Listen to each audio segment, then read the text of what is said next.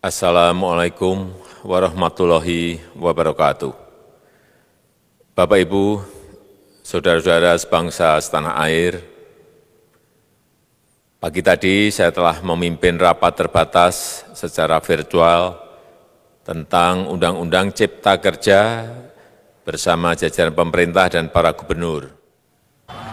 Dalam undang-undang tersebut terdapat 11 klaster yang secara umum bersetujuan untuk melakukan reformasi struktural dan mempercepat transformasi ekonomi. Adapun klaster tersebut adalah urusan penyederhanaan perizinan, urusan persyaratan, urusan ketenaga kerjaan, urusan pengadaan lahan, urusan kemudahan berusaha, urusan dukungan riset dan inovasi, urusan administrasi pemerintahan, urusan pengenaan sanksi, urusan kemudahan pemberdayaan dan perlindungan UMKM, urusan investasi dan proyek pemerintah, serta urusan kawasan ekonomi.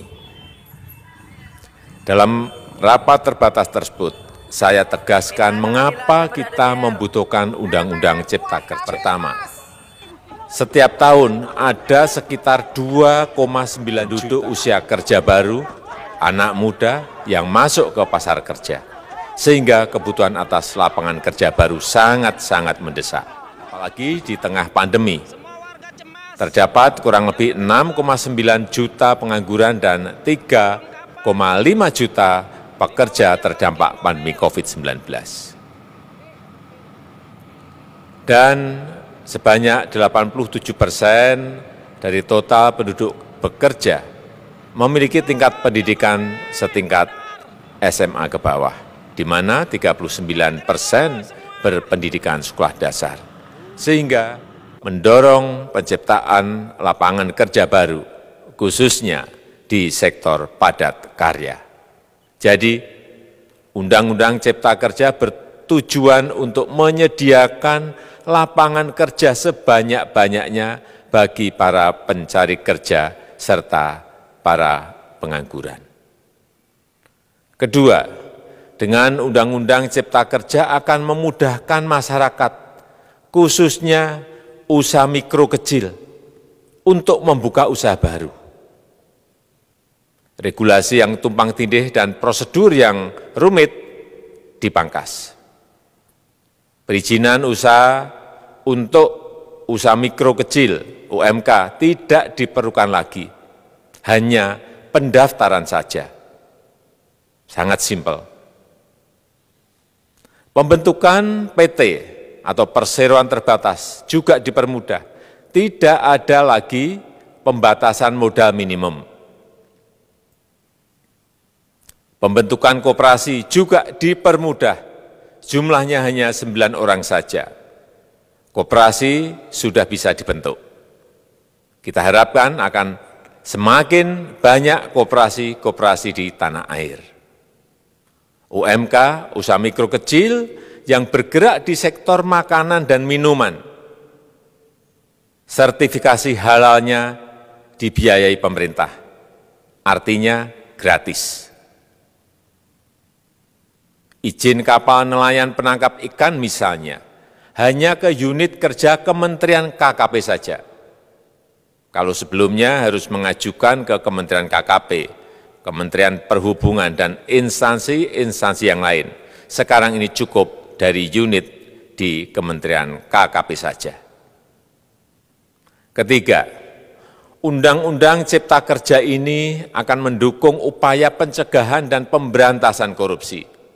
Ini jelas karena dengan menyederhanakan, dengan memotong, dengan mengintegrasikan ke dalam sistem perizinan secara elektronik, maka pungutan liar, pungli dapat dihilangkan.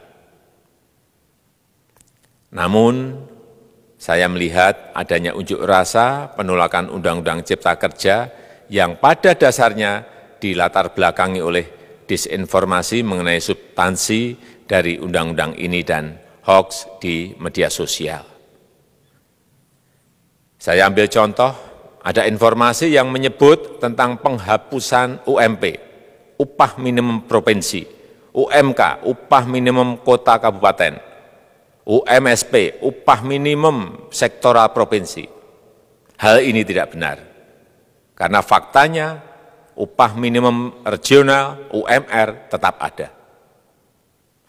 Ada juga yang menyebutkan bahwa upah minimum dihitung per jam. Ini juga tidak benar. Tidak ada perubahan dengan sistem yang sekarang.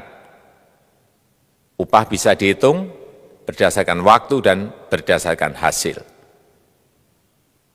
Kemudian adanya kabar yang menyebutkan bahwa semua cuti sakit, cuti kawinan, cuti khitanan, cuti baptis, cuti kematian, cuti melahirkan, dihapuskan. Dan tidak ada kompensasinya. Saya tegaskan juga ini tidak benar. Hak cuti tetap ada dan dijamin.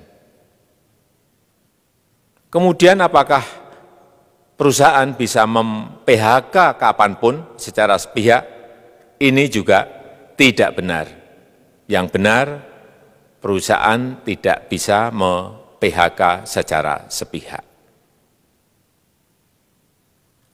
Kemudian juga pertanyaan mengenai benarkah jaminan sosial dan kesejahteraan lainnya hilang.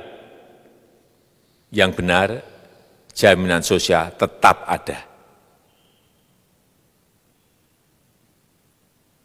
Yang juga sering diberitakan tidak benar adalah mengenai dihapusnya AMDAL, analisis mengenai dampak lingkungan. Itu juga tidak benar. AMDAL tetap ada. Bagi industri besar harus studi AMDAL yang ketat. Tetapi bagi UMKM lebih ditekankan pada pendampingan dan pengawasan. Ada juga berita mengenai Undang-Undang Cipta Kerja ini mendorong komersialisasi pendidikan. Ini juga tidak benar. Karena yang diatur hanyalah pendidikan formal di kawasan ekonomi khusus, di KEK. Sedangkan perizinan pendidikan tidak diatur di dalam Undang-Undang Cipta Kerja ini. Apalagi perizinan untuk pendidikan di pondok pesantren. Itu tidak diatur sama sekali dalam Undang-Undang Cipta Kerja ini. Dan aturannya yang selama ini ada tetap berlaku. Kemudian diberitakan bahwa keberadaan bank tanah.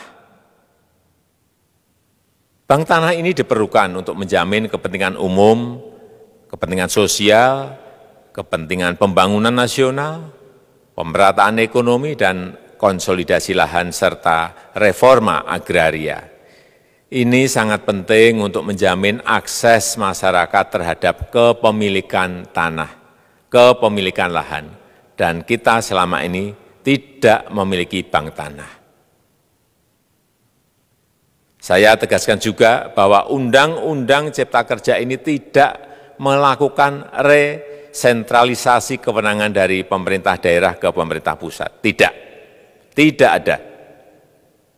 Perizinan berusaha dan pengawasannya tetap dilakukan oleh pemerintah daerah sesuai dengan NSPK, norma, standar, prosedur, dan kriteria yang ditetapkan pemerintah pusat. Ini agar dapat tercipta standar pelayanan yang baik di seluruh daerah, dan penetapan NSPK ini dapat nanti akan diatur di dalam PP atau peraturan pemerintah. Selain itu, kewenangan perizinan untuk non-perizinan berusaha tetap ada di Pemda, sehingga tidak ada perubahan. Bahkan kita melakukan penyederhanaan, melakukan standarisasi jenis dan prosedur berusaha di daerah. Dan perizinan berusaha di daerah diberikan batas waktu. Ini yang penting di sini. Jadi ada service level of agreement. Permohonan perizinan dianggap disetujui bila batas waktu telah terlewati. Saya perlu tegaskan pula bahwa Undang-Undang Cipta Kerja ini memerlukan banyak sekali peraturan pemerintah atau PP, dan peraturan presiden atau perpres.